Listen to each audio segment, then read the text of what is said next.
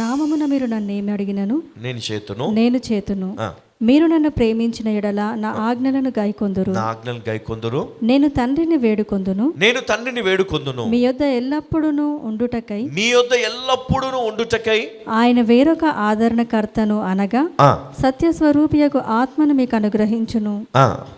లోకము ఆయనను చూడదు, ఆయనను ఎరుగదు గనుక ఆయనను పొందనేరదు.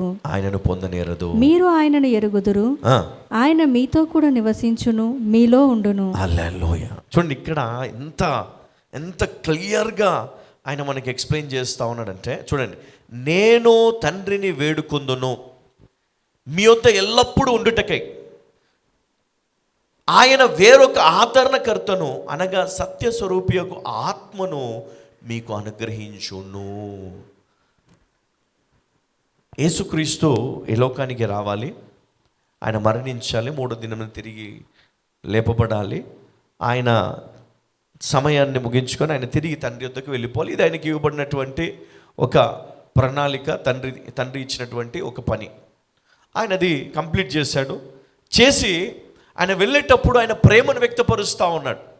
ఏంటి, ఎట్లా అంటే, ఇప్పుడు ఆయన ఎవరినైతే రక్షించాడో, ఎవరికైతే సువార్త ప్రకటించాడో, ఎవరైతే శిష్యులు ఆయనను వెంబడించారో వారికి ఆయన చెప్తున్నాడు ఏంటంటే, నేను తండ్రిని వేడుకుంటాను, ఒక రిక్వెస్ట్ నేను అడుగుతా తండ్రిని, మీ వద్ద ఎల్లప్పుడూ ఉండుటకు.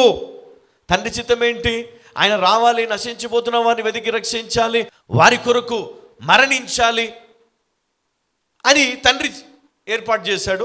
ఆయన వచ్చాడు, మరణించాడు, అపవాది పైన విజయం పొందాడు, మరణాన్ని జయించాడు, శాపాన్ని ఎత్తివేశాడు, తండ్రితో మనకు సంబంధాన్ని తిరిగి ఆయన మనకు క్రీస్తు ద్వారా అనుగ్రహించాడు. కాబట్టి ఆయన పని అయిపోయింది. కానీ ఆయన వెళ్ళేటప్పుడు మన పైన కనికరపడ్డాడు.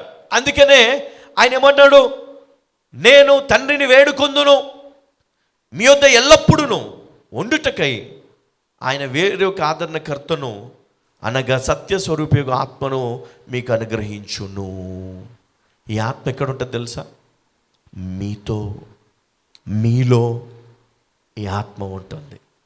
సత్యస్వరూపియగు ఆత్మ మిమ్మలను సర్వసత్యంలోనికి నడిపించును. హల్లెలూయా, హల్లెలూయా. ఏమన్నాడమ్మా? ఆదరణకర్త, వేరే ఒక ఆదరణకర్త అనగా సత్యస్వరూపియగు ఆత్మను మీకు అనుగ్రహించును. లోకము ఆయనను చూడదు, ఆయనను ఎరుగదు గనుక ఆయనను పొందనేరదు. లోకానికి తెలియదు కదా, క్రీస్తును అంగీకరించని వాడు పొందలేడు. ఈరోజు క్రైస్తవులు కూడా ఈ సత్యాన్ని గ్రహించకపోతే వారు కూడా లోకములో ఉన్న వారితో సమానం. ఈవెన్ వాళ్ళు కూడా పొందలేరు ఈ ఆత్మను. సత్యస్వరూపంగా ఆత్మ వచ్చి వారిని సర్వసత్యంలోనికి నడిపిస్తాడు. క్రీస్తు ఏ సంగతిని అయితే వారికి బోధించాడో ఆ సంగతులను జ్ఞాపకము చేస్తాడు. పదే జ్ఞాపకము చేసి వాళ్ళను ఆయన బలపరుస్తాడు. అందుకే లోకము ఆయనను చూడదు, ఆయనను ఎరుగదు గనుక ఆయనను పొందనేరదు. మీరు ఆయనను ఎరుగుదురు, ఆయన మీతో కూడా నివసించును, మీలో ఉండును. ఎక్కడ ఉంటాడంటేనా? మీతో కూడా నివసిస్తాడు, మీలో ఉంటాడు. హల్లెలూయా. ఈ ఆత్మ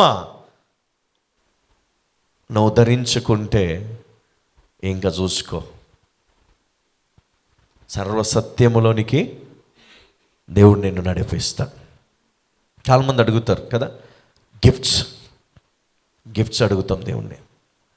విజన్స్ కావాలి దేవా, ప్రభా, ప్రాఫిటిక్ నాలెడ్జ్ కావాలి, నేను ప్రవచించాలి, ప్రభా నేను స్వస్థపరచాలి, నేను అద్భుతాలు చేయాలి, ప్రభా నేను చెయ్యగానే స్వస్థత పొందాలి.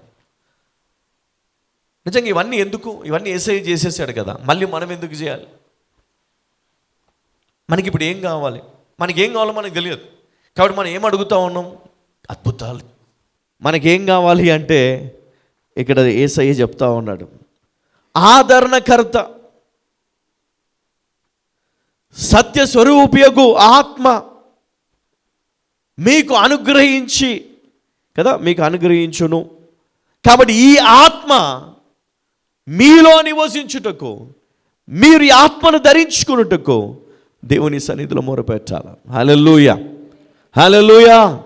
అప్పుడు ఆ మనిషి మరి ఏ విధంగా ఉంటాడు, తన జీవితం ఎట్లా మారుతుంది? చాలా డిఫరెంట్గా మారుతుంది, చాలా డిఫరెంట్గా మారిపోతుంది. తర్వాత చూడండి 18లో అంటాడు, మిమ్మును అనాథలుగా విడువను, మీ యొద్దకు వత్తును.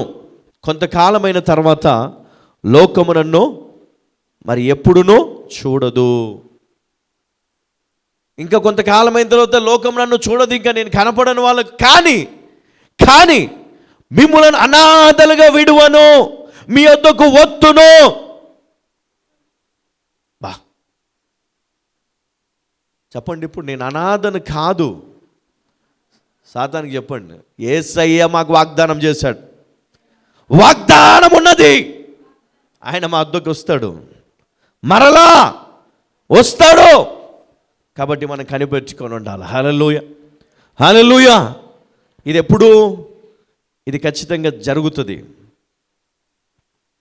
అయితే ఏమన్నాడు, లోకము నన్ను మరి ఎప్పుడునూ చూడదు, అయితే మీరు నన్ను చూతురు. నేను జీవించుచున్నాను కనుక మీరును జీవింతురు. హల్లెలూయా. నిజంగా కొన్ని సత్యాలు పరిశుద్ధ గ్రంథంలో కొంచెం లోతుగా పోయి మనం ఆలోచన చేస్తే, ఇక్కడ నుంచి మనం వెళ్ళాం, మనం ఇంటికి రాత్రంతా కూర్చొని వినాలనిపిస్తుంది. పరిశుద్ధాత్మ దేవుడు మనకు బోధిస్తూనే ఉంటాడు. అయ్యా, మీకోసం నేను ఒక గొప్ప ప్లాన్ నేను ఏర్పాటు చేశాను, ఇది మీకు అర్థమైతే నిజంగా అది ఇంకా వేరే లెవెల్లో ఉంటుంది. కానీ లోకం దేనికోసం ఎదురు చూస్తూ ఉంది? డబ్బు కోసం కదా. డబ్బు గొప్పోడు అయిపోతే చాలు. గొప్పోడు కాదు, ఈడ చూడు, మీతో కూడా నివసించును, మీలో ఉండును. ఎవరంట? యేసయ్యనే వెళ్ళిపోతాడంట, తండ్రిని అడుగుతాడంట, ఆయన మళ్ళీ ఆత్మరూపంలో వస్తాడంట, మనతో నివసిస్తాడంట, మన లోపల ఉంటాడంట. హల్లెలూయా. ఈ సత్యము నీకు తెలిస్తే అద్భుతాలు జరుగుతాయి. ఇంకా హల్లెలూయా, హల్లెలూయా. ఇక నువ్వు ముందుకు పరిగెత్తుతూనే ఉంటావు, ఎక్కడికంటే అక్కడికి. భయము లేదు, దిగులు లేదు, చింత లేదు. యేసయ్య నాకు తోడై ఉండగా నాకు దిగులేలా, భయమేలా. హల్లెలూయా.